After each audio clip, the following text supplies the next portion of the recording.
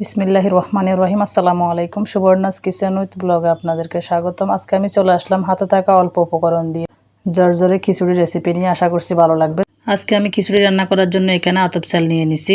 চাল ডালের পরিমাণটা আমি বলে দিলাম না, আপনারা আপনাদের পছন্দ অনুযায়ী নেবেন। কেউ ডাল চাল সমান সমান দিতে পছন্দ করেন, আমি এখানে ডালের পরিমাণ কম দিয়েছি চালের পরিমাণের থেকে। যেহেতু আমি খিচুড়িটা হাতে মেখে বসাবো সেজন্য আগে পেঁয়াজ কুচি দিয়ে দিচ্ছি 1.5 কাপ। আমি এখানে আধা কেজি চালের খিচুড়ি রান্না করতেছি, সেজন্য পেঁয়াজের পরিমাণ এতটুকু দিয়েছি, আপনারা কম বেশি করে দিয়ে নেবেন।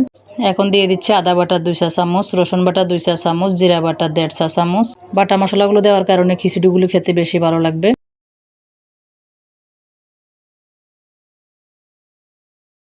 বাটা মশলা দেওয়া হয়ে গিয়েছে, এখন দিয়ে দিচ্ছি গরম মশলার গুঁড়া এখানে 1 চা চামচ উঁচু করে। হলুদের গুঁড়া দিয়ে দিচ্ছি এখানে 2.5 চা চামচের মতো, আপনারা আপনাদের পছন্দ মতো কম বেশি করে নেবেন। অনেক সময় হলুদের গুঁড়ার কালার বেশি থাকে, সেই ক্ষেত্রে কমিয়ে দিবেন। মরিচের গুঁড়া দিয়ে দিচ্ছি জালের জন্য, আমি এখানে উঁচু করে 1 টেবিল চামচ। কাঁচামরিচ ফালি দিয়ে দিচ্ছি 6-7টার মতো, এগুলো জালের জন্য দিয়েছি। আপনারা যদি জাল কম খেতে চান সেই ক্ষেত্রে কাঁচামরিচগুলো আস্ত দেওয়ার চেষ্টা করবেন। তেজপাতা দিয়ে দিচ্ছি ফ্লেভারের জন্য মাঝখান থেকে ছিঁড়ে।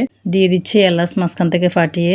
হাতে সময় থাকলে অবশ্যই এলাচগুলো একটু বেটে দেওয়ার চেষ্টা করবেন, এতে করে ফ্লেভার ভালো আসে, খাওয়ার সময় কামড়ের নিচেও পড়ে না। বাহিরে বৃষ্টি বাতাস খুব, বৃষ্টির দিনে খিচুড়ি খেতে বেশি ভালো লাগে। এখন আমি এর সঙ্গে দিয়ে দিচ্ছি তেল, রান্নার রেগুলার তেল দিয়ে দিচ্ছি 1/4 কাপ পরিমাণ। স্বাদ মতো লবণ দিয়ে দিচ্ছি, লবণটা অবশ্যই হাতে রেখে দেবেন, পরবর্তীতে লাগলে অ্যাড করতে পারবেন। তো মশলাগুলো দেওয়া হয়ে গিয়েছে, এখন আমি হাত দিয়ে ভালোভাবে মেখে নিব। চেষ্টা করবেন হাত দিয়ে মেখে নেওয়ার জন্য, এতে করে ভালোভাবে মিক্স হবে।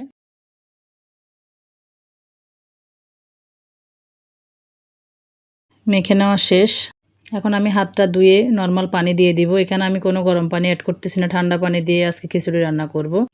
পানি দিতে হবে ডালগুলো ডুবে যায় মতো। তো আপনারা পানি দেখে বুঝতে পারছেন আমি কতটুকু দিয়েছি। আমি অলরেডি চুলায় বসিয়ে দিয়েছি, ঢাকনা দিয়ে ডেকে দিয়েছি, চুলার আঁচটা বাড়িয়ে দিয়েছি, ব্লক আসা পর্যন্ত অপেক্ষা করতেছি। ব্লক আসার পর আমি নিচ থেকে একটু উল্টিয়ে দিচ্ছি।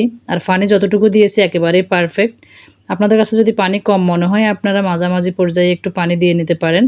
তবে চাল ডালগুলো ডুবে যায় মতো পানি দিলে পরবর্তীতে পানি অ্যাড করতে হয় না। সেই ক্ষেত্রে খিচুড়িতে বলক আসার পর চুলার আঁচটা লো থেকে একটু বাড়িয়ে দিতে হবে।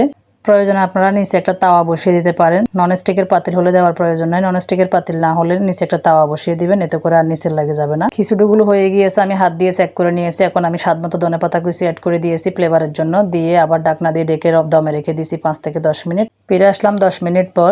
মাশাআল্লাহ, খিচুড়ির কালার দেখে বুঝতেছেন কতটা পারফেক্ট হয়েছে। আশা করছি আমার আজকের রেসিপি আপনাদের কাছে ভালো লাগছে। রেসিপিটি ভালো লাগলে আমার ভিডিওতে একটা লাইক দিয়ে দিবেন। যারা আমার চ্যানেলটি এখনও সাবস্ক্রাইব করেন নাই প্লিজ চ্যানেলটি সাবস্ক্রাইব করে দিবেন। সাবস্ক্রাইব করার পর পাশে থাকা বেল আইকনে ক্লিক করে দিবেন, ফ্রেন্ড অ্যান্ড ফ্যামিলির সাথে শেয়ার করে দিবেন। আজকে এই পর্যন্ত, নতুন আরও একটি ভিডিও নিয়ে আসা পর্যন্ত সবাই সুস্থ থাকবেন, ভালো থাকবেন। আল্লাহ হাফেজ।